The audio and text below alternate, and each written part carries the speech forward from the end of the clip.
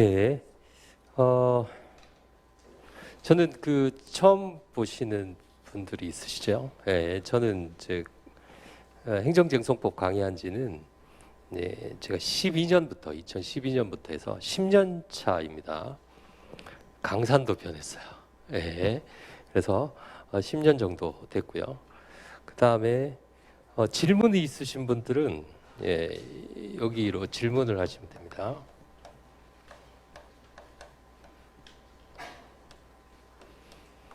카카오톡으로 질문하시면 되겠어요. 전화하셔도 가끔씩 새벽에 전화하시는 분이 있어요. 받을까? 안 받습니다. 예. 그래서 카카오톡으로 질문하시면 되겠고요. 요즘 오픈 카카오톡, 그것도 하나 만들어 놨어요. 나중에 그것도 어떤 식으로 활용을 할 예정입니다. 뭐 자료라든지 아니면 어떻게 활용할지 그건 제가 차근차근히 말씀을 드리겠어요. 그 다음에 강의 준비와 관련해서는 세 번째 페이지에 보시면 기초인문 특강이라고 되어 있죠. 이거 안 들으신 분 있어요? 정말 솔직하시네요. 꼭 들으셔야 됩니다. 아시겠죠? 이게 원래는 지난주에 했어야 되는데 제가 이제 일정상 이번 주에 했는데요. 지금 업로드 돼 있으니까요. 꼭 들으시기 바랍니다. 예, 이건 필수입니다. 필수. 작년에 제가 여기 직원분한테 여쭤보니까요. 동영상으로 작년에만 1,800명이 들으셨어요. 실강의는 한 100명 정도 들으셨고, 아시겠죠? 어느 정도 많이 들으시는지 꼭 들으셔야 되는 필수 강좌입니다. 꼭 듣고 오늘 내일 안 하시니까 내일도 수업 있으시니까 주중에 꼭 한번 들으시기 바랍니다. 그건 꼭 준비를 하셔야 되겠고, 그 다음에 제가 올해부터 주말반을 진행하게 됐습니다. 원래는 제가 연기 일기는 평일반만 했었는데 주말반을 해달라고 하시는 분들이 너무 많으셔가지고 주말반, 그래서 주말반은 이제 평일반하고 좀 다르게 이제 교수님 기본서로, 저도 이제 처음입니다. 교수님 기본서로 하는 것은 처음이어서 여러분들이 이제 걱정이 되시겠죠. 나중에 예를 들어서 교수님 기본서로 했다가 그다음 평일반은 제 강사 기본서로 하게 되면 나중에 어차피 1기나 2기 가게 되면 통합하게 되잖아요. 그렇죠? 이제 2기, 3기에는 선생님들이 평일반을 안 하세요. 다 주말반만 하십니다.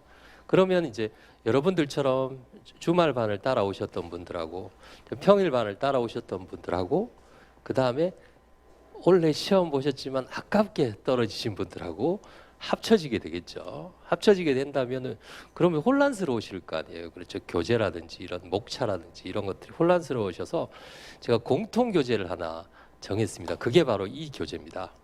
이 교재가 공인노무사 행정쟁송법에서는 제일 많이 나가는 교재입니다. 제 것 중에서가 아니라 전체 통합에서 제일 많이 나가는 교재예요. 이 책, 그러니까 마지막에는 제가 이제 시험장에 들어가신 분들한테 여쭤보니까 이거를 제일 많이 갖고 가신대요, 시험장에. 그래서 원래 이 책은 2기부터, 원래대로 한다면 2기부터 보시는 책인데 제가 이제 이 통합 강의를 위해서 빨리 냈어요. 예, 빨리 내가지고 원래는 굉장히 일찍 나왔습니다. 왜냐하면 여러분들이 전국적으로 시험장에 내년에 갖고 갈 책은 이 책이다 이렇게 생각하시면 돼요. 그러니까 여기다가 다 집중해가지고 하시면 됩니다. 여기 중요도 표시라든지 시험에 나올 수 있는 것들은 다 들어가 있어요. 여기에서 좀 부족한 건 대법원 판례입니다. 대법원 판례는 제가 나중에 정리해서 나누어 드려요. 나누어 드리니까 그런 거 두꺼운 책 보지 마시고요. 이 책만 보시면 됩니다. 대법원 판례. 선생님 그걸로 됩니까? 최신 판례 중에 올해 시험에서 딱 한 문제 나왔습니다. 올해 시험 보신 분들은 아시겠습니다만 딱 그 노동법과 관련된 그 정년, 중노위의 재심 판정이 소송 계속 중에 정년에 달했을 때 여러분들 노동법에도 작년인가 재작년인가 시험에 나왔다 그러더라고요. 그거 딱 한 문제 나왔거든요. 최신 판례. 제가 마지막 최종 정리 특강 시간에 최신 판례 5개 찍어드렸어요. 5개요. 그 중에 하나가 그 판례였습니다. 최고로 중요하다 그랬는데 그 판례가 나왔어요. 아시겠죠? 벗어나지 못한다. 이렇게 알아두시면 됩니다.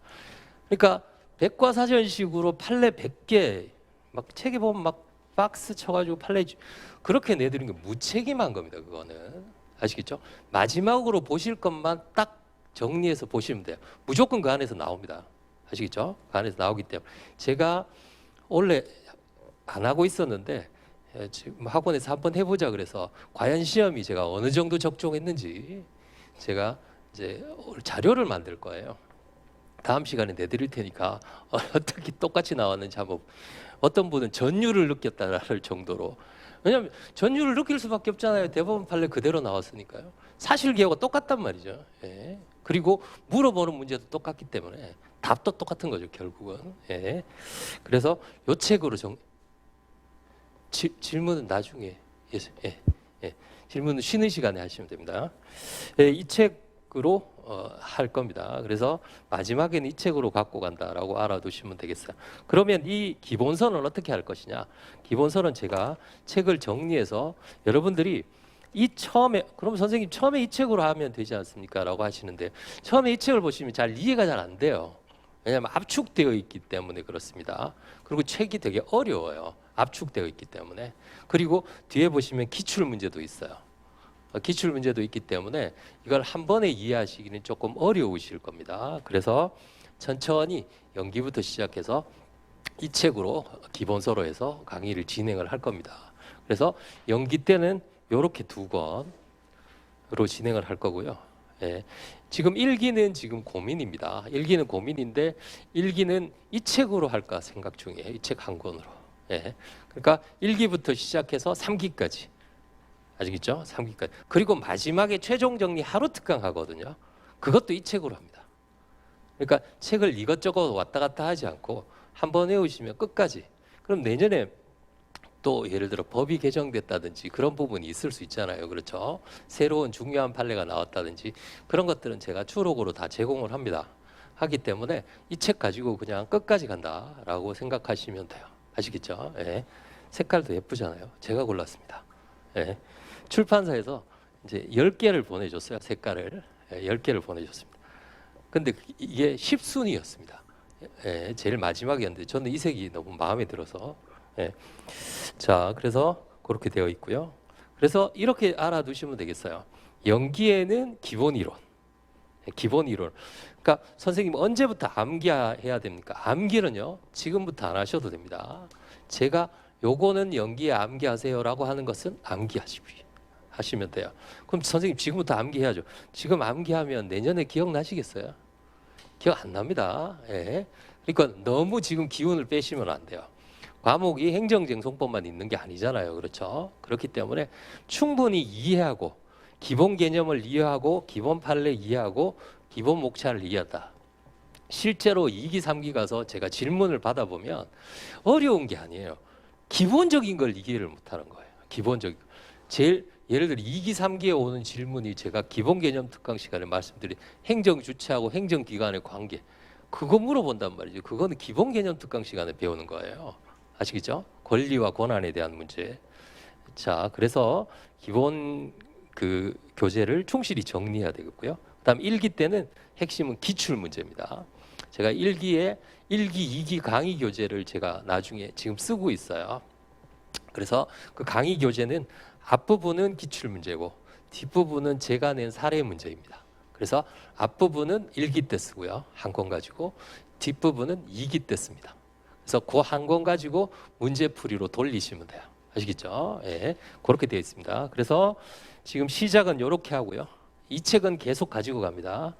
이 책은 시작부터 끝까지 계속 가지고 가고 중간에 문제집 아까 제가 말씀드린 기출 사례라는 책 한 권만 딱 꽂으시면 돼요. 그럼 결국은 이 책과 기출 사례 2가지죠. 아시겠죠? 그래서 기출 사례는 앞부분은 기출 문제이고 뒷부분은 제가 만든 사례 문제입니다. 그래서 1기 때는 기출 문제를 보고 그래서 1기가 굉장히 힘들어요. 왜냐하면 문제를 봐야 되거든요. 아시겠죠? 연기 때는 기본 이론이지만 1기 때는 굉장히 힘듭니다. 근데 1기를 넘어가야 2기에 나중에 시험 보실 수가 있어요. 2기 때 새로운 분들이 유입이 됩니다. 새로운 분들이 바로 원래 시험 보신 분들이죠. 그분들이 보통 시험 보고 2기 때부터 수업. 그래서 2기 때 실강 인원이 엄청 많이 늘어나요. 그래서 연기 1기 때 잘 됐다. 열심히 잘하고 있었어. 근데 2기에 가서 그분들하고 부딪히면 이제 좌절하는 거죠. 네. 답안지가. 근데 중요한 건 제가 늘 말씀드려요. 그러면 그분들은 1년 동안 2차 시험까지 다 시험 보시고 와서 그렇죠? 2기에 중간에 들어왔는데 저는 10월부터 시작해가지고 이제 2기면은 4월에 한단 말이죠. 이제 책 한 2번 읽고 3번 읽어서 그분들하고 경쟁이 되겠어요? 당연히 안 되죠. 그분들은 최소 20회도 하신 분들이에요. 경쟁이 안 되죠. 그러니까 그분들을 2기 때 넘으시려고 하면 그건 오산입니다. 언제 넘으셔야 되냐면 3기 중반에 넘어가야 돼요. 아시겠죠? 3기 중반에 따라잡는다고 생각하셔야 돼요. 포커스를 그때 맞춰야 돼요. 2기 때 내가 절대 못 따라잡습니다. 그분들의 실력을. 아시겠죠? 3기 중반에 내가 따라잡는다고 생각하시면 돼요. 그래서 많은 분들이 3기 중반 넘어오시면 저한테 얘기하시는 거 이제 따라잡을 수 있겠다. 그때 따라잡으면 됩니다. 어차피 그렇잖아요. 그렇죠? 3기 끝나고 시험 보러 가시는 거니까 3기 중반을 골로 맞추셔야지 2기 때 같이 내가 한번 해보겠다. 조금 힘듭니다. 근데 그거를 견디셔야 돼요. 아시겠죠? 그래야지만 내년에 합격하실 수 있습니다. 그 다음에 2기 때는 이제 사례 문제 있고 3기 때는 교재가 없어요. 3기 때는 문제만 풉니다. 그래서 문제 풀고 그러면 문제 풀고 해설할 땐 다 요 해설이 이걸로 돼 있어요. 그래서 이걸로 계속 돌리시면 되겠습니다. 그 다음에 이제 실전 모의고사 2번 보고요. 이때는 강의가 없습니다. 제가 실전 모의고사도 가능하시면 보시는 것이 좋아요. 실제 시험하고 똑같아요. 실제 시험하고 똑같기 때문에 이 실전 모의고사에 낸 문제 하나가 그대로 나왔었습니다.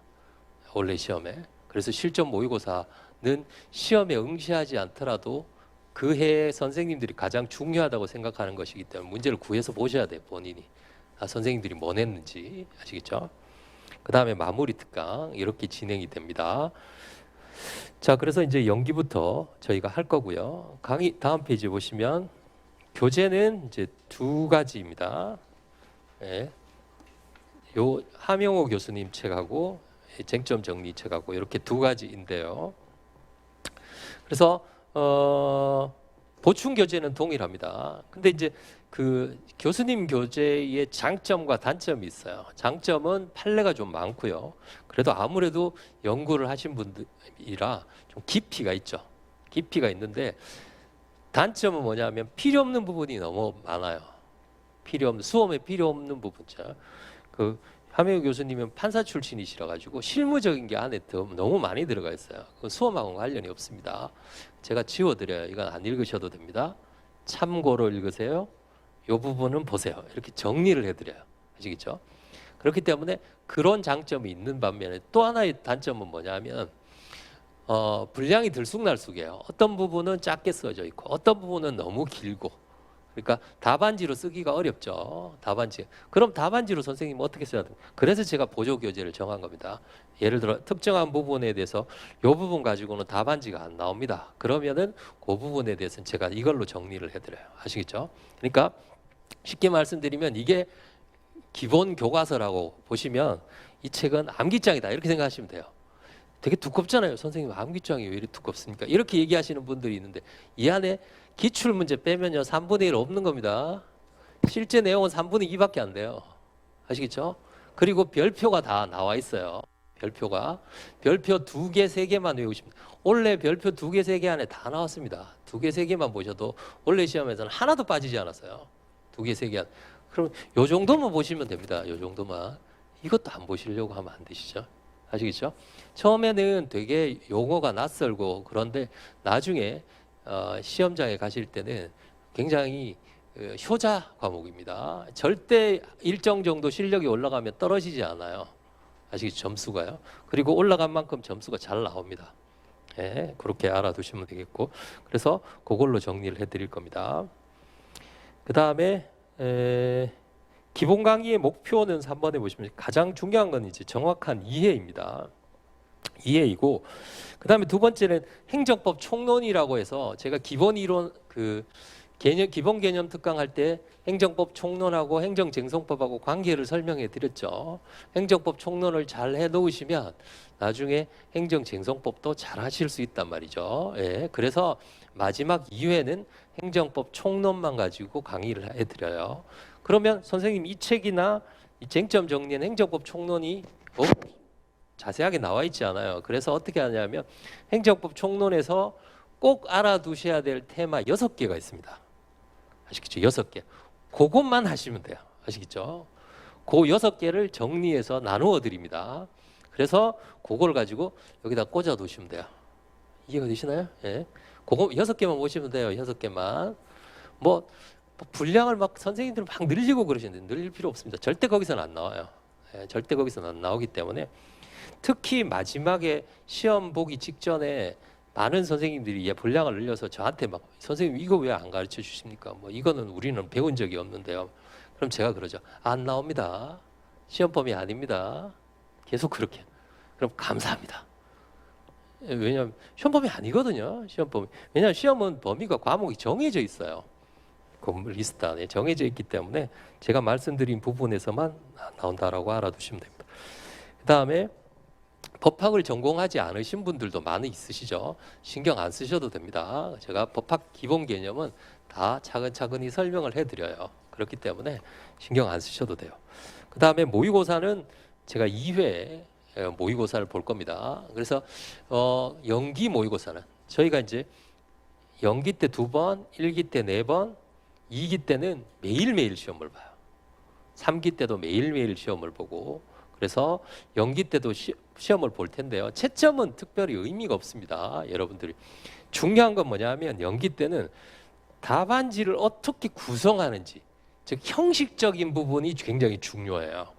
법학 답안지는 다른 과목도 마찬가지입니다. 다른 과목도 뭐 노동법도 마찬가지고 인사도 마찬가지이지만 법학 답안지에 틀이 있어요. 그 틀을 익히는 게 중요해요. 연기 때는 아시겠죠? 어떻게 내가 답안지를 쓰고 예를 들면 답안지가 여기서부터 여기까지 몇 줄이고 한 줄을 내가 이렇게 썼을 때 몇 자 정도 들어가고 이런 것들 있죠. 한 번도 안 써보셨잖아요. 그래서 제가 미리 과제를 내드릴 테니까 한번 써보세요. 답안지에다가. 그래서 제가 그 형식을 가르쳐 드려요. 예를 들면 가로로 24자 정도를 쓰시는 것이 제일 좋아요. 답안지. 몇 자가 들어간지 아실 수가 없잖아요. 그렇죠? 제가 그 형식을 가르쳐 드릴 테니까 법학 쓰는 답안지의 형식을 내가 어떻게 쓴다.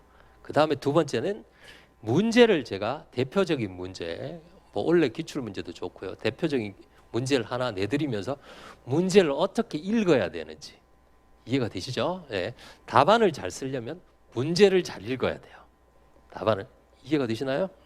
문제를 잘 읽는 게 제가 늘 말씀드립니다. 수업 시간에 시험장에 들어가서 문제를 정확하게 읽어야 된다. 문제를 정확하게 한번 읽고 다시 숨을 한번 고르고 다시 한번 더 읽어보라. 그랬는데 첫 번째 거하고 두 번째 거하고 생각이 같아요. 그러면 그게 답이다. 절대 딴 생각하지 말고 그것만 쓰고 나오라고 그렇게 말씀을 드립니다.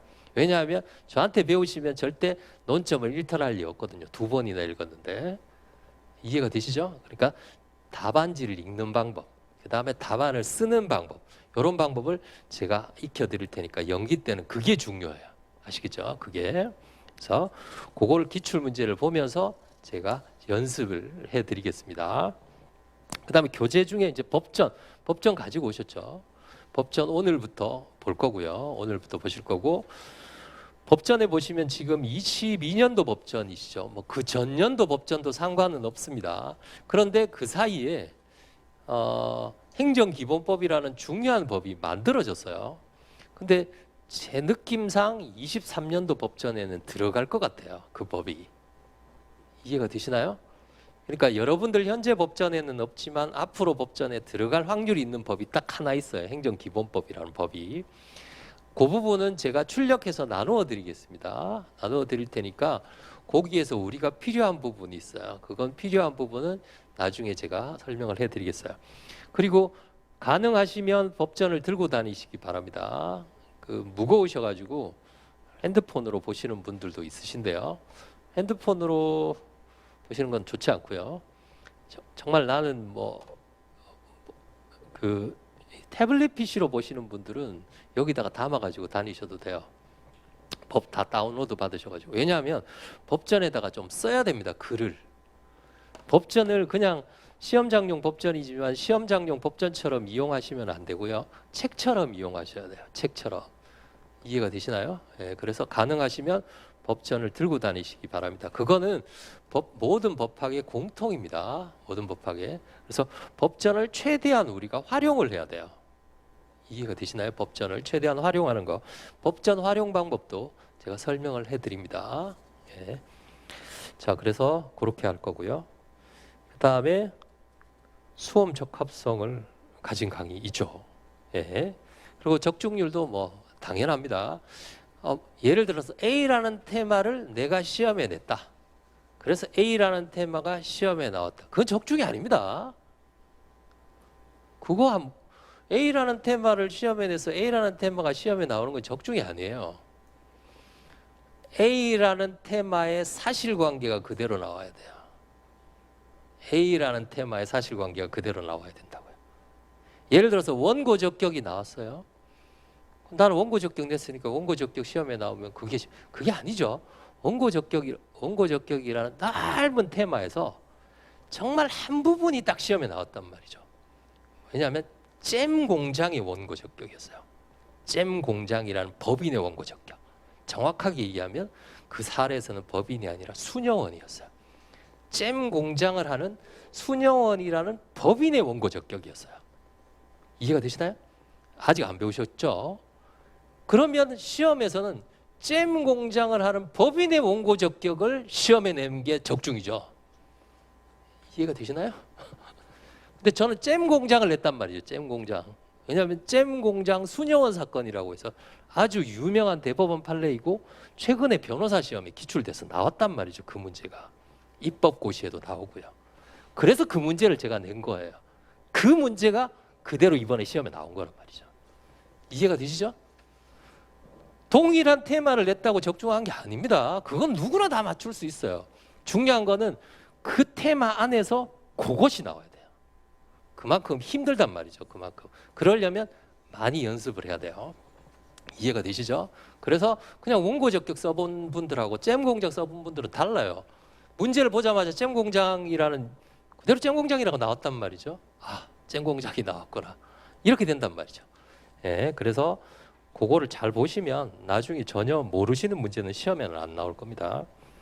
그 다음에 교재는 제가 아까 설명해 드렸고요. 예. 자, 앞으로 이제 여러분들이 연기 1기, 3기까지 들으시는데도 하나만 더 사시면 됩니다. 기출 사례라는 거. 이번에 원래 전면 개정할 겁니다. 제가 기출 사례를 전면 개정할 거라 그 책만 있으시면 돼요. 더 이상 뭐 추가로 보실 필요는 없고요.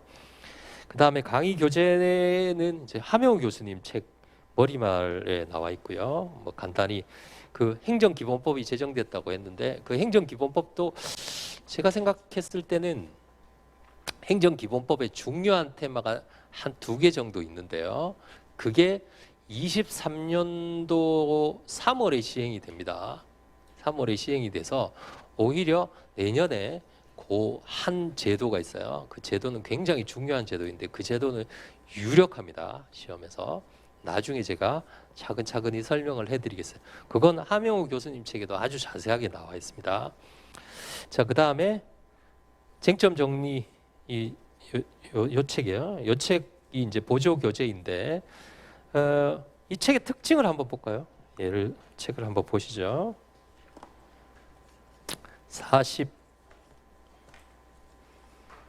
47페이지 한번 보겠습니다. 23번이라고 되어 있죠.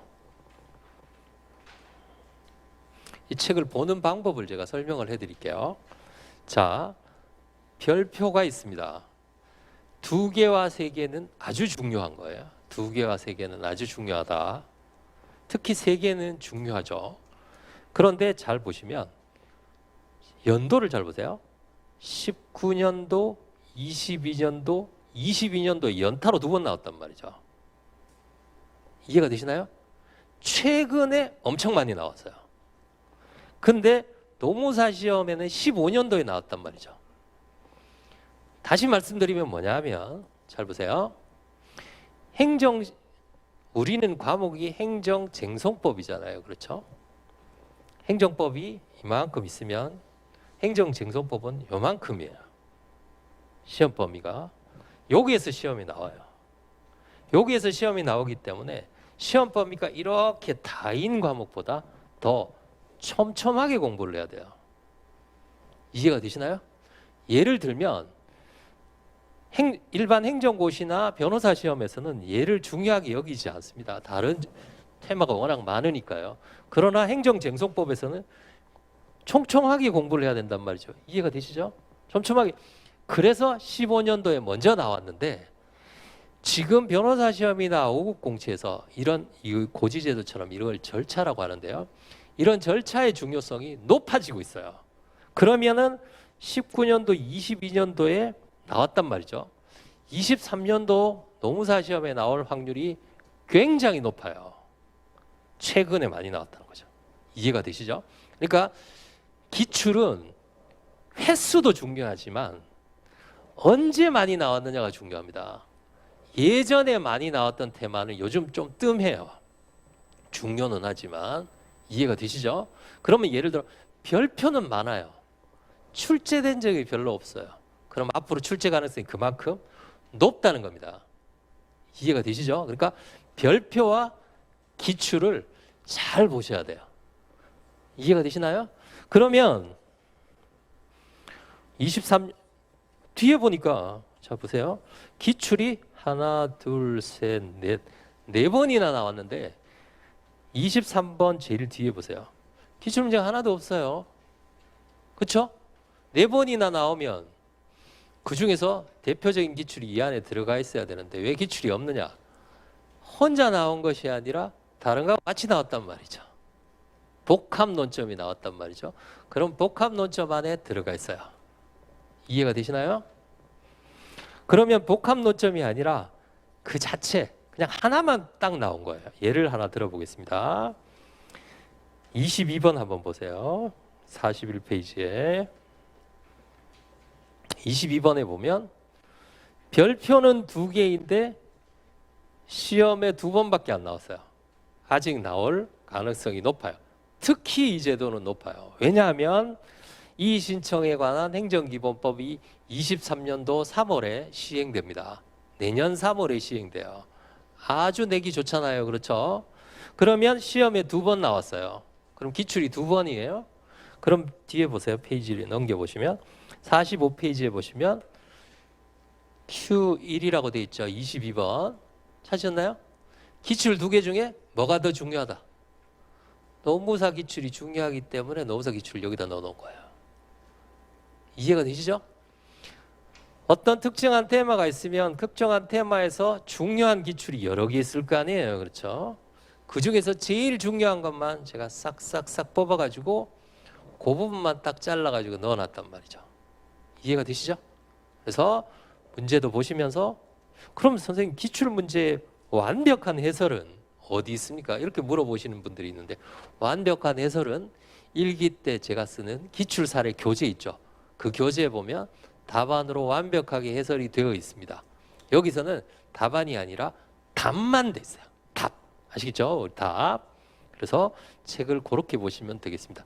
그래서 선생님 책을 볼 때 뭐가 중요한지 어떻게 아나요? 그러면 좀 공부를 하실 때 뭐가 중요한지 미리 알고 싶으시면 거기 차례에 보시면 별표가 다 나와 있어요. 아시겠죠? 거기 보시면 차례에 행정법 총론이라고 되어 있죠. 찾으셨나요? 이 부분은 안 보셔도 됩니다. 제가 나중에 총론 특강에서 정리해 드려요. 이 부분은 제가 말씀드리는 것만 보시면 돼요. 페이지를 넘겨보시면 22번부터 시작해서 심판 있고 34번에 소송 있죠. 이해가 되시나요?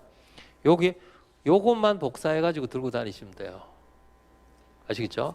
요것만 복사해가지고 들고 다니시면서 나중에 뭐가 중요한가 이거 기본서 보실 때 중요한지 중요하지 않은지 보시려면 이거 보시면 다 나옵니다. 중요도가. 이해가 되시죠? 별표 2개, 3가지. 일단은 많은 분들이 처음부터 외우시려고 난 좀 외우고 싶습니다. 그럼 외우시려면 3개부터 외우세요. 아시겠죠? 중요한 것부터 먼저 외우는 겁니다. 그 다음에 2개. 그래서 스터디를 많이 하시는데 이렇게 제 들으시는 분들은 별표 3개 스터디 합니다. 뭐 이렇게 별표 2개 외우기 스터디 합니다. 이렇게 아시겠죠? 2개, 3가지만 먼저 정리하시면 돼요. 이제 책 아시겠죠? 그래서 왜 이 책이 그렇게 많이 팔리는지 아실 겁니다. 이렇게 못 만들어요, 아무나. 이 진짜 오래 걸린 책입니다. 이 책 자체가. 그리고 별표가 매년 바뀝니다. 왜냐하면 매년 중요도가 바뀌잖아요. 그렇죠? 중요도가 바뀌기 때문에 별표를 다 신경 써서 예를 들어서 135페이지 보세요. 135페이지.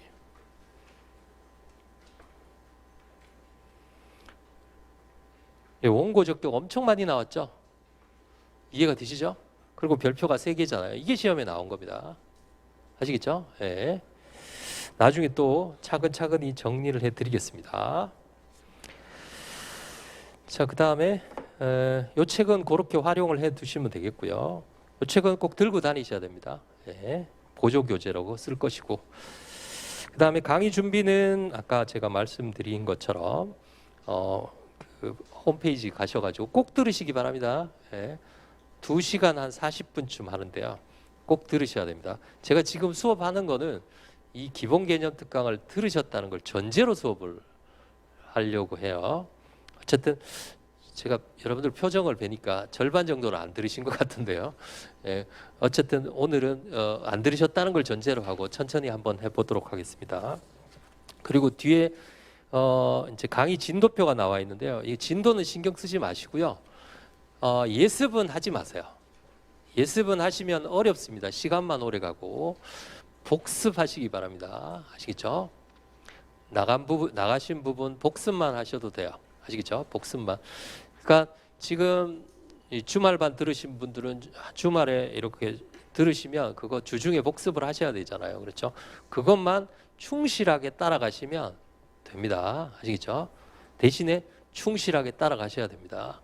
왜냐하면 제가 연기 일기 때 주말반을 안 한 이유가 그것 때문이에요. 물론 뭐 개인적인 스케줄상의 문제도 있지만 잘 한번 보세요. 법학은 연결이 되어 있습니다. 다른 과목도. 특히 심판과 소송은 절차예요. 요거 다음에 요거 다음에 요거 이렇게 절차가 연결이 되어 있습니다.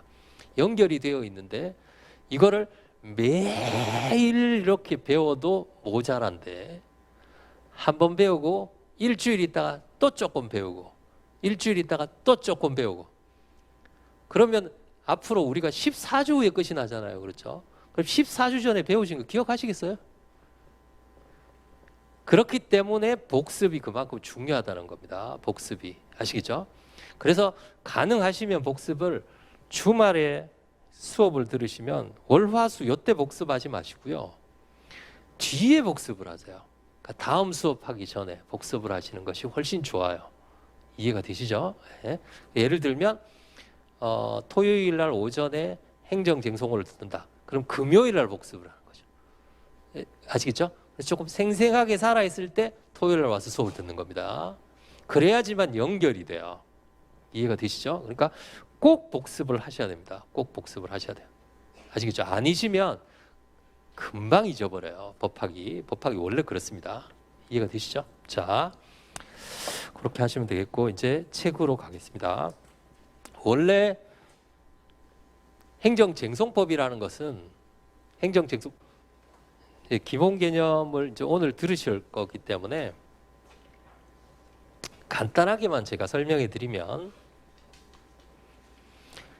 행정법이라는 범주가 있습니다. 행정법. 법전에 행정법이 나오나요? 법전에 행정법이 나오지 않죠. 자, 법제처 홈페이지에 가서도 행정법 치시면 안 나와요. 행정법은 민법, 노동법처럼 예를 들어 근로기준법 이런 것처럼 단행법이 아니고요. 행정에 관한 모든 법이에요. 모든 법. 아시겠죠? 행정에 관한.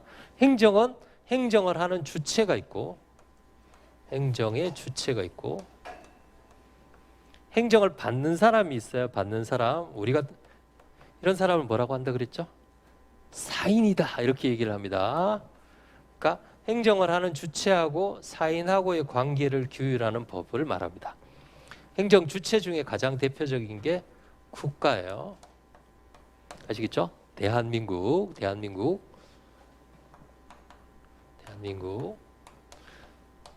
자, 대한민국 보신 적 있으신가요?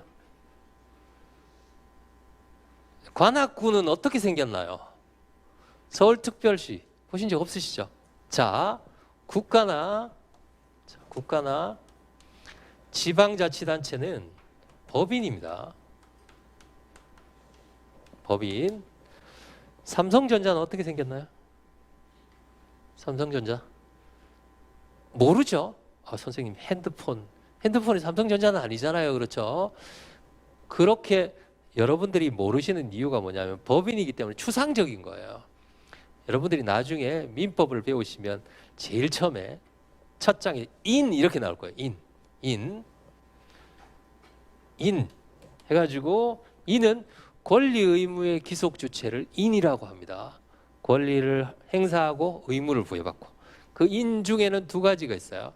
우리 같은 자연인이 있고 또 하나 뭐가 있죠? 법인이 있잖아요. 그렇죠? 법인. 그러니까 국가나 지방자치단체는 법인입니다. 눈에 보이지 않아요. 아시겠죠? 국가나 지방자치단체는. 그러면 잘 보세요. 삼성전자는 누가 움직이나요? 현대자동차는 누가 움직이나요? 자 보세요. 법인은 이해가 되시나요? 법인은 자기를 위해서 일해주는 기관이 필요합니다. 그래서 법인의 기관을 보통 이사라고 하죠. 이사. 그래서 대표이사라고 하잖아요. 그렇죠? 자, 9절 잘 보세요. 법인을 위해서 일해주는 기관. 아시겠죠? 기관. 그러면 국가, 대한민국이 있어요. 대한민국 밑에는 뭐가 있다? 대한민국을 위해서 일해주는 기관이 있겠죠. 이해가 되시나요? 자, 서울특별시는 행정주체예요. 그렇죠? 서울특별시를 위해서 일해주는 기관이 필요합니다. 그걸 뭐라고 부르냐면 행정기관이라고 불러요. 실제로는 행정기관이 하죠. 누구를 위해서요? 행정주체를 위해서. 이해가 되시나요? 자, 행정기관이 행위를 하면 효과는 행정주체에게 되돌아갑니다. 잘 보세요. 삼성전자의 대표이사가 열심히 일을 합니다. 이익을 누가 받아요? 어렵게 생각하지 마시고요. 삼성전자가 받잖아요. 그렇죠? 서울특별시장님이 열심히 일을 해요. 이익을 누가 받습니까? 서울특별시장님이 받습니까? 서울특별시장님이 일해서 시장님이 이익을 받으면 그건 말이 안 되는 거죠. 누가 이익을 받아요? 서울특별시가 이익을 받는 거죠. 이해가 되시죠? 그래서 행정기관이 행위를 하는 것은 권한이라고 합니다. 권한 행사. 그러니까 자기를 위해서 하는 것이 아니라 누구를 위해서? 행정주체를 위해서 하는 거예요. 일종의 뭐예요? 대리죠, 대리. 그래서 이걸 뭐라고 하느냐면 대표라고 합니다. 민법 시간에 배우셨나요? 대표권의 행사라고 합니다. 어쨌든 나중에 기본 개념 배우시면 이해하실 거예요. 행정기관을 통해서 행정주체를 위해서 행정기관이 일을 하는 것을 말합니다. 요걸 규율하는 법이 무슨 법이다? 행정법입니다. 아시겠죠? 행정주체가 누구를 위해서요? 행정주체가 사인에게 행위를 하는 것을 규율하는 법입니다. 그걸 행정법이라고 합니다. 자, 그러면 행정기관이 예를 들어서 그걸 한번 보시죠. 서울특별시장님이 옳은 일만 합니까? 어떨 때는 위법한 행위도 합니까? 복잡하게 생각하지 마시고 경찰행정기관이라고 합시다. 경찰행정기관이 적법한 행위만 해요? 어떤 경우에는 위법한 행위도 해요. 위법한 행위도 할 수 있잖아요. 그렇죠? 그러면 이 사람은 그러한 행정작용에 대해서 불복해서 야, 너 때문에 내 권리가 침해당했어 라고 주장할 수 있어야 되겠죠. 아시겠죠? 다시 말씀드리면 이것을 행정작용이라고 한다면 반대가 권리구제입니다. 행정작용, 권리구제. 이해가 되시나요? 예를 하나 들어보겠습니다. 어느 날 저는 과세처분 대상자가 아닌데 세금을 1,000만 원 내라고 했어요. 위법하게 1,000만 원 내라고 했어요. 그럼 이 사람은 세금을 내야 됩니까? 아니면 위법한 세금의 과세에 대해서 불복을 해야 됩니까? 불복을 해야 되겠죠? 이해가 되시죠? 세금을 내라, 못 내겠다, 불복하는 거. 이게 권리구제예요. 아시겠죠? 행정작용과 권리구제는 쌍을 이루고 있습니다. 쌍을. 행정작용. 아시겠죠? 자, 그러면 권리구제. 그러면 행정법 안에는 행정작용에 대한 법도 있고, 두 번째 무엇에 대한 법도? 권리구제에 대한 법도 있겠죠. 아시겠죠? 권리구제에 대한. 권리구제에 대한 법 중에 가장 중요한 법이 행정심판법과 행정소송법이에요. 자, 그러면 이만큼 있으면 작용법 있고 권리구제 있고, 권리구제 중에서 제일 중요한 것이 행정심판과 행정소송이라고 해요. 아시겠죠? 행정심판, 행정소송. 이걸 심판과 소송을 합쳐서 행정쟁송법이다, 이렇게 얘기를 합니다. 그러면 행정쟁송법도 있는 법이 아니죠.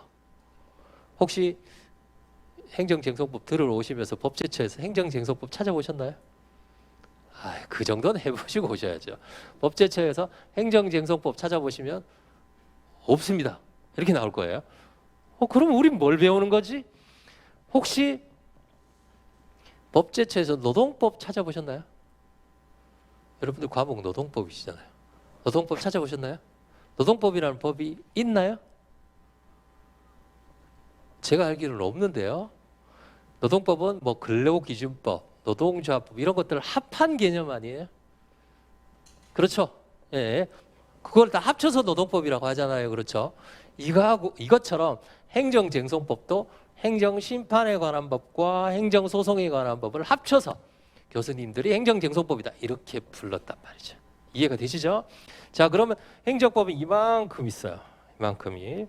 그 중에서 작용에 관한 법이 있고, 작용에 불복하는 권리구제에 관한 법이 있고, 그 권리구제에 관한 법 중에 가장 중요한 법이 행정심판법과 행정소송법인데, 그 두 가지를 합쳐서 뭐라고 부른다?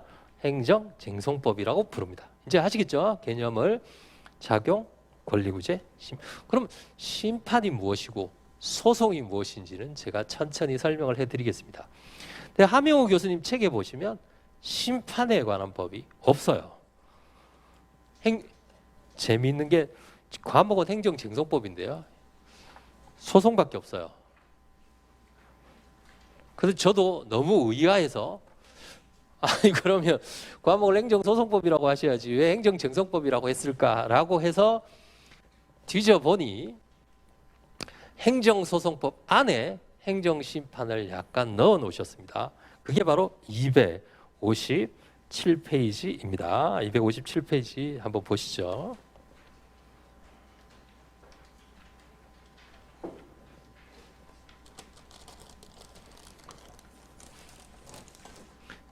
자, 행정심판과 행정소송의 관계라고 되어 있습니다. 행정심판과 행정소송의 관계. 자, 심판이 무엇이고 소송이 무엇인지 잠깐 설명을 해드리겠습니다. 보세요. 자, 작용과 권리구제는 쌍을 이룬다 그랬어요. 작용과 권리구제는 쌍을 이룬다 그랬습니다. 작용 중에 뭐 기본 개념 배우시면 아시겠습니다만, 작용 중에 가장 대표적인 게 처분이라는 작용이에요. 처분이 무엇인지는 제가 천천히 설명을 해드리겠습니다. 가장 대표적인 게 과세예요. 아시겠죠? 세금 내라는 거. 이해가 되시나요? 과세 처분이라고 합니다. 과세 처분. 그러면 잘 보세요. 과세 처분 누가 하는 거예요? 행정? 기관이 하는 거잖아요. 그렇죠? 행정기관이. 세무서장이 또는 국세청장이 과세 처분을 합니다. 아시겠죠? 과세 처분을 합니다. 예를 하나 들어보겠습니다. 행정청이 갑에게 가장 대표적인 행정작용이 뭐라고요? 처분이라 그랬어요. 처분이 무엇인지는 나중에 설명을 해드리겠습니다. 가장 대표적인 게 과세 처분이에요.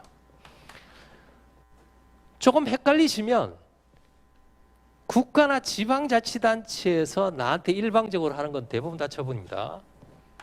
일방적으로 하는 거. 운전면허 취소 처분, 영업 정지 처분, 건축허가 취소 처분, 과세 처분, 이런 것들 아시겠죠?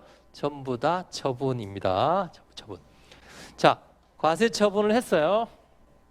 이게 행정작용입니다. 그런데 이 과세 처분이 잘못됐어요. 위법합니다. 잘못됐어요. 그러면 이 과세 처분에 대해서 불복하는 방법이 두 개 있습니다. 첫 번째는 이 과세 처분을 한 행정청 있죠? 행정청의 형, 감독청이라고 합니다. 위에 있는 사람 있잖아요. 그죠? 이 감독하는 사람.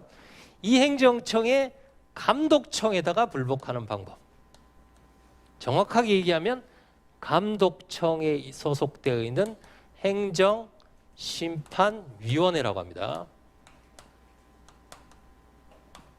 예를 들어서 관악구청장님이 처분을 합니다. 관악구청장님의 감독청은 서울특별시예요. 서울특별시 행정심판위원회. 서울특별시장님이 처분합니다. 서울특별시장님의 감독청은 장관입니다. 장관. 그래서 장관 소속 행정심판위원회에다가 하는 거예요. 이해가 되시나요? 자, 얘도 행정기관이라고 그랬잖아요. 그렇죠? 얘도 행정기관입니다. 다시 말씀드리면 행정기관이 한 행위에 대해서 그 형인 감독청인 행정기관에다가 불복을 하는 것을 말해요. 이해가 되시나요? 그러면 외부인가요? 내부인가요? 내부죠. 내부. 내부적 통제라고 합니다. 내부적 통제. 아시겠죠? 내부적 통제. 자, 그러면 그 처분 행위를 한 그 행정청의 형에게 이르는 거, 이게 좀 잘못됐다. 이해가 되시죠? 두 번째는 그게 아니라 다른 기관에다가 이거 잘못되지 않았느냐라고 요구를 하는 외부적인 통제 두 가지가 있어요. 내부, 외부. 잘 알아두셔야 됩니다. 그럼 어디 가서 이르는 거냐? 법원에 가서 이릅니다. 아시겠죠? 법원에 가서 잘못됐다. 이거 없애달라라고 요구를 하는 것이죠. 이해가 되시죠? 자, 그러면 내부적 통제를 뭐라고 부르냐? 행정심판이라고 부릅니다. 아시겠죠? 행정심판. 법원에 가서 이르는 거, 외부적인 통제를 뭐라고 부르냐? 행정소송이라고 부릅니다. 내부, 외부. 아시겠죠? 내부, 외부. 굉장히 중요합니다. 선생님, 그게 뭐가 중요합니까? 이렇게 나중에 아주 중요한 차이를 만들게 됩니다. 아주 중요한 차이를 만들게 됩니다. 자, 어떤 중요한 차이를 만드는지 제가 잠깐 설명해 드릴게요. 자, 이 감독청은 이 행정청의 형님입니다. 그러면 개입할 수 있는 범위가 있다면 법원은 이 행정청하고 다른 기관이에요. 여러분들 권력 분립 아시죠? 권력 분립. 그러면 법원이 이 처분에 개입하는 범위와 감독청이 이 처분에 개입하는 범위가 어느 쪽이 더 넓겠어요? 쉽게 말씀드리면 예를 들어서 아이가 비행을 저지르고 있어요. 그러면 그 아이에게 야단칠 수 있는 범위가 부모님이 더 많아요? 옆집 부모님이 더 많아요? 이해가 잘 안 되시나요? 당연히 그렇죠. 자기 아이면 야단칠 수 있는 범위가 더 많겠죠. 그리고 옆집 부모님이 야단치면 이 부모님이 더 기분 나쁠 수 있잖아요. 그렇죠. 왜냐면 우리 자식인데. 그렇죠. 왜냐하면 이게 권력 분립이거든요. 이해가 되시나요? 따라서 내부적인 감독청 행정기관이 한 행위에 대해서 이 행정심판위원회가 감독할 수 있는 범위는 굉장히 넓은 방면에, 아시겠죠? 법원이 개입할 수 있는 범위는 좁아요. 그 이유는 뭐냐 하면 권력 분립 때문에 그렇습니다. 이해가 되시죠? 입법부, 사법부, 행정부잖아요. 그렇죠? 그러면 그것 때문에 어떤 문제가 생기는지 한번 보겠습니다. 자, 행정심판법을 보세요. 법전. 혹시라도 법전 안 가지고 오신 분은 스마트폰에 보시면 대한민국 법령정보라는 게 있어요. 자, 행정 앱이 있습니다. 아니시면 뭐 다른 걸로 찾아보셔도 되고요. 자, 행정심판법을 한번 보겠습니다. 행정심판법 5조입니다. 행정심판법 찾으셨나요? 자, 5조. 행정심판의 종류, 취소심판. 자, 읽어보겠습니다. 행정청의 위법 또는 부당한, 자, 부당에다 동그라미를 해보세요. 부당. 부당한 처분을 취소 변경하는 심판이라고 돼. 자, 부당은 뭐냐면요. 위법이 뭐예요? 그 위법한 행위 아닙니까? 위법이 뭔가요? 법 위반을 말합니다. 법 위반. 아시겠죠? 법 위반. 그럼 부당은 뭔가? 부당은 잘 보세요. 법 위반에 이르진 않았어요. 법 위반에. 예를 들면 길을 놓는데 이쪽으로 길을 놓으면 위법이에요. 예를 들면 여기서는 길을 놔서는 안 돼요. 여기 뭐 비행장이 있어서. 그럼 위법이에요. 이렇게 놨어요. 자, 이렇게 놓는 방법과 이렇게 놓는 방법이 있어요. 둘 다 위법은 아니에요. 위법 반대말은 뭐예요? 적법이죠. 이것도 적법, 이것도 적법인데 이쪽으로 놓으면 이쪽으로 놓는 것보다 비용이 더 많이 들어요. 여기 더 낫죠. 이해가 되시나요? 그렇지만 이렇게 놨어요. 법 위반은 아니지만 합리적이지 않은 판단이잖아요. 그렇죠? 비합리적 또는 비경제적인 판단을 부당이라고 합니다. 부당. 이해가 되시나요? 자, 부당은 위법이에요, 적법이에요? 적법이지만 합리적이지 않은 판단을 말합니다. 그러면 잘 보세요. 여기 보시면 행정기관이 처분을 했는데 그게 법에 위반되어도 취소할 수 있고 비합리적이어도 뭐 할 수 있다? 취소할 수 있단 말이죠. 위법도 되고 뭐도 되고요. 부당도 됩니다. 아시겠죠? 그 다음에 또 하나 나중에 표시를 해두겠어요. 취소하거나 변경. 변경에다가 동그라미를 하세요. 중요합니다. 취소도 되고 뭐도 돼요? 변경도 된다. 위법, 부당, 취소, 변경. 선생님 이거 외워야 됩니까? 외워야 되나요? 안 외우셔도 됩니까? 안 외우셔도 되죠. 아시겠죠? 그런데 위법 옆에 부당이 있다는 걸 기억만 해두시면 됩니다. 그리고 몇 조예요? 5조에 들어가 있다는 것만 외우시면 돼요. 이해가 되시죠? 자, 그럼 심판은 적어 보겠습니다. 위법도 되고 부당도 되고 그 다음에 취소도 되고 변경도 된다. 소송법 보겠습니다. 자, 행정소송법 4조입니다.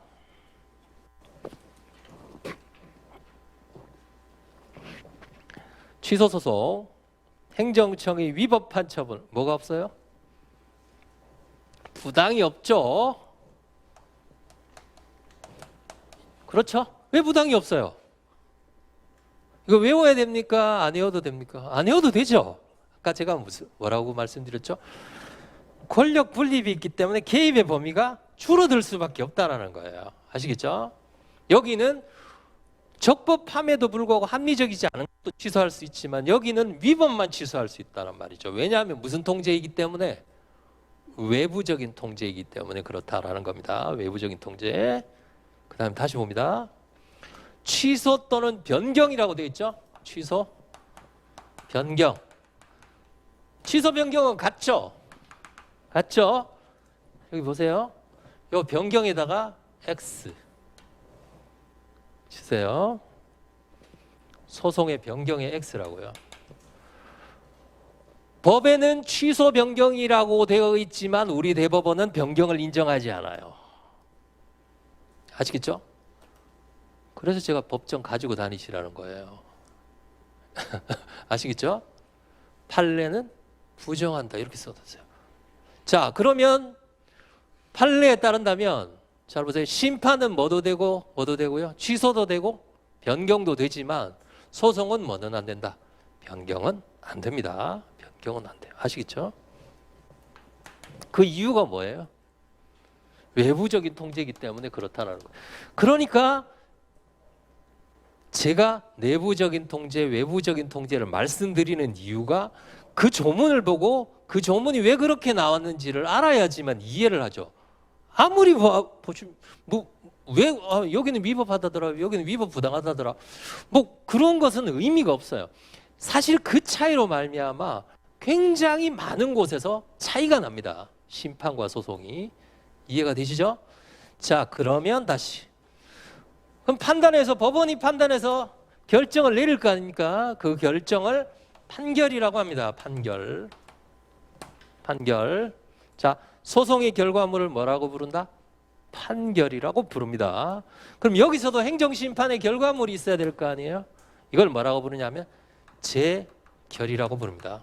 재결, 판결. 아시겠죠? 재결, 판결. 그러나 재결과 판결은 상당히 유사하죠. 하는 기관은 다르지만 어쨌든 좀 유사하단 말이죠. 그래서 많은 경우가 소송을 심판에 관한 규정이 없으면 소송에 관한 규정을 갖다가 쓰도록 되어 있어요. 아시겠죠? 잠깐 볼까요? 헌법 보겠습니다. 107조요.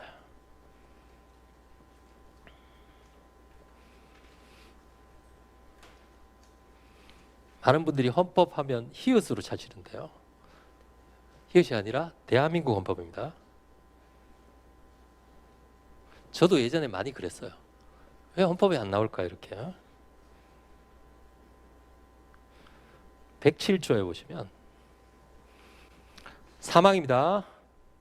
재판의 전심 절차로, 전심은 재판 들어가기 전 단계의 절차로 행정심판을 할 수 있습니다. 행정심판의 절차는 법률로 정하되, 그래서 만들어진 법이 뭐예요?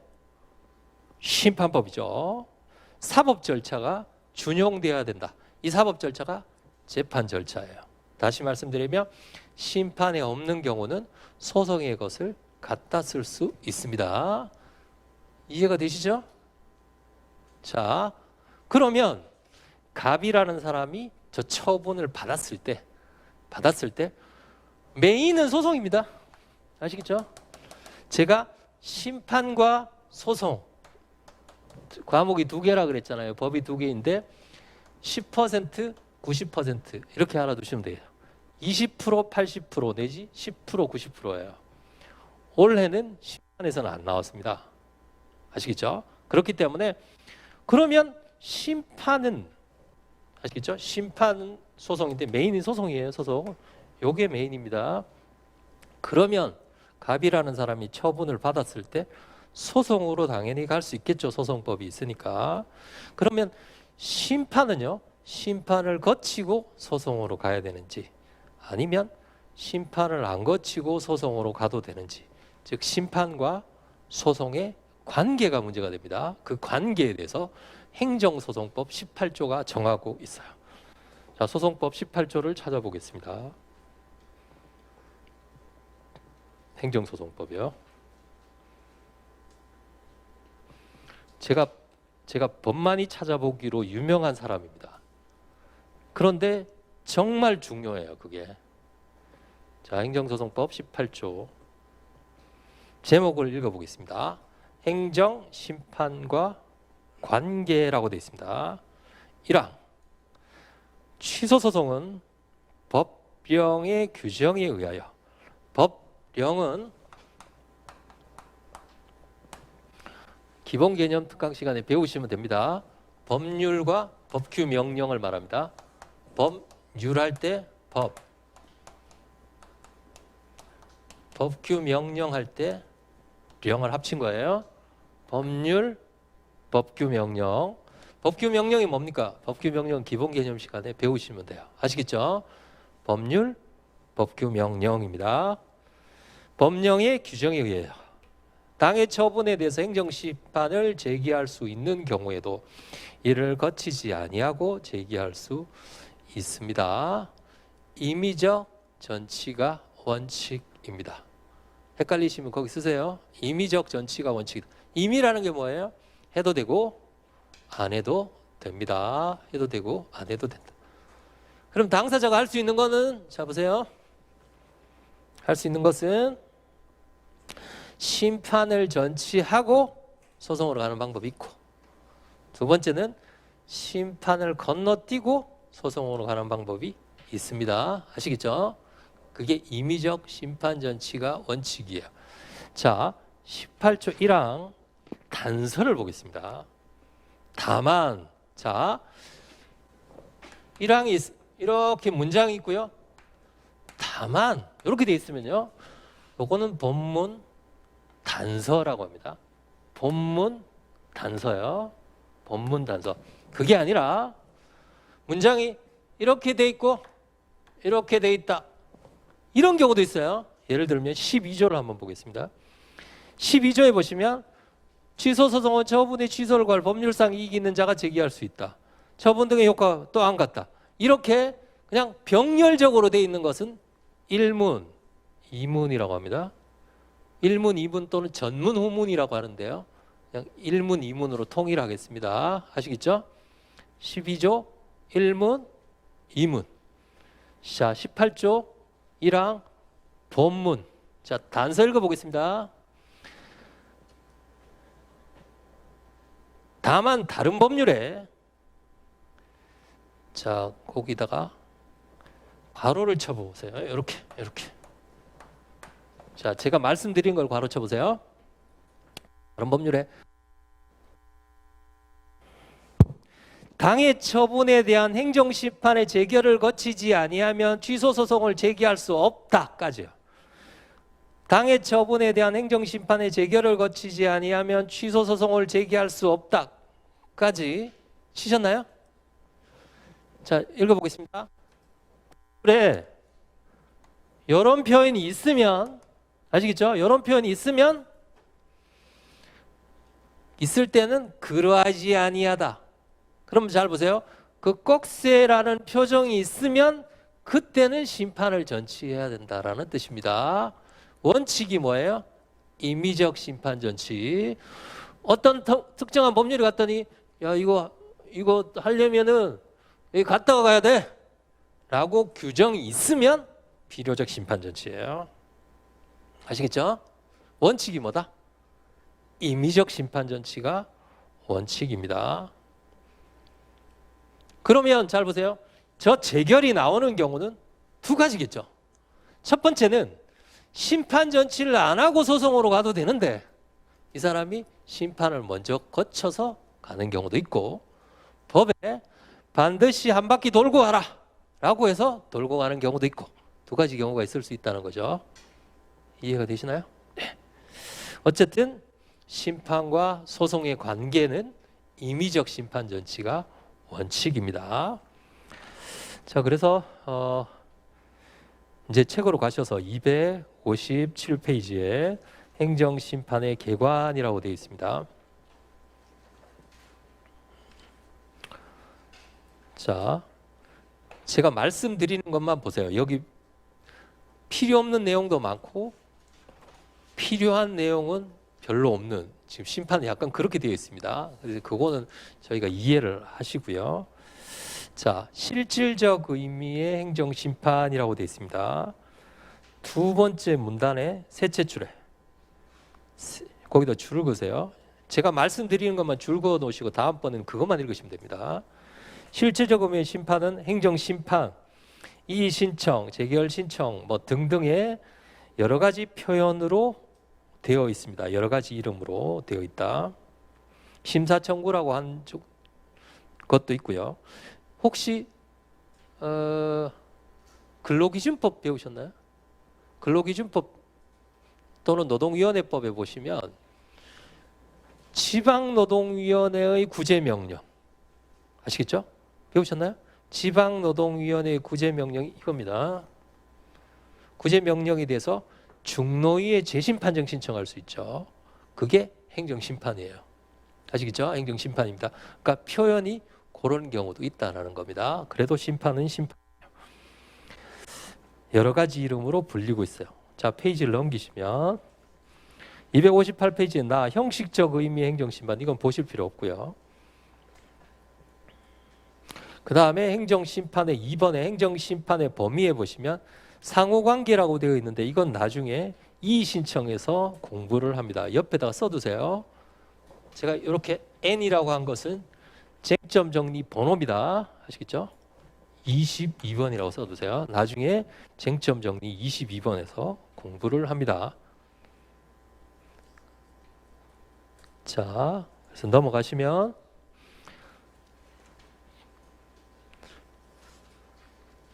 262페이지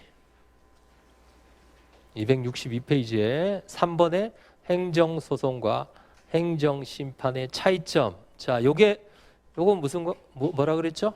내부, 요거는 외부라 그랬어요. 자, 쟁송기관, 행정심판의 기관은 행정기관입니다. 행정소송은 법원이 합니다. 아시겠죠? 자, 행정기관이 한 걸 행정기관이 심사하는 거, 심판. 행정기관이 한 걸 법원이 심사하는 거, 소송. 아시겠죠? 소송. 행정심판법 제6조에 따른다면 나중에 자세하게 배웁니다. 원칙적으로 해당 행정청의 직근 상급 행정기관 소속의 행정심판위원회를 한다. 자, 보세요. 상급은 아시죠? 상급. 근데 상급이 바로 위에도 있고 위에도 있잖아요. 그렇죠? 그러면 그 행정청의 직근, 가장 가까운, 아시겠죠?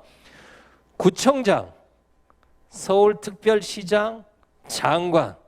있으면 구청장은 장관이 가까워요? 특별시장이 가까워요? 특별시장이 가깝죠? 그러니까 직근, 상급 행정기관. 아시겠죠? 직근, 가장 가까운. 나중에 행정심판위원회 따로 배웁니다. 거기 가서 또 한번 설명해 드리겠습니다. 자, 쟁송상 심판은 위법 플러스 부당. 이런 건 외울 것도 없죠. 왜 그런지 아시겠죠? 내부적인 통제니까. 자, 소송은 위법성만 됩니다. 요 정도에 그치지 마시고 제가 말씀드렸죠. 요것도 알아셔야 돼요. 요거요. 나중에 설명해 드립니다. 소송은 변경이 되지 않습니다. 심판은 변경이 돼요. 그 다음에 심리방식은 모르셔도 됩니다. 그 다음에 의무이행심판의 허용 여부라고 되어 있습니다. 의무이행심판. 마지막 줄에 보시면 행정심판에서는 의무이행심판이 인정되고 있다. 그러나 자, 소송에서는 의무이행 소송이 인정될지 여부에 대해서는 불분명합니다. 거기 둘째 줄에 보시면 부작위 위법 하기 소송 거부 처분 취소 소송으로 다퉈야 된다라고 돼 있죠. 요건 조금 이따가 제가 설명을 해드리겠습니다. 오른쪽에 행정심판법상의 행정심판의 종류하고 관련해 가지고 설명을 해드리겠어요. 자, 그 다음에 로마자 2번 행정심판의 기능. 특별히 안 읽으셔도 됩니다. 심판의 기능은 필요 없어요. 소송의 기능만 알으시면 됩니다. 자, 그 다음에 로마자 3번 행정심판법상 행정심판의 종류입니다.